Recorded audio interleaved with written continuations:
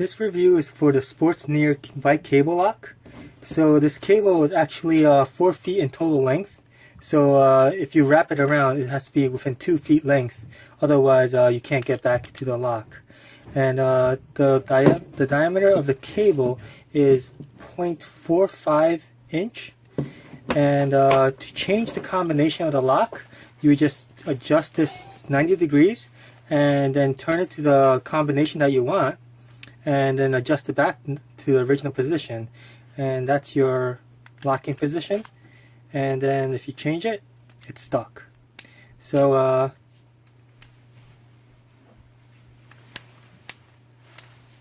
that's the way the bike lock works. And then there's also a quick release latch here that if you just press on this one, it will lock it into place, and you hear the click.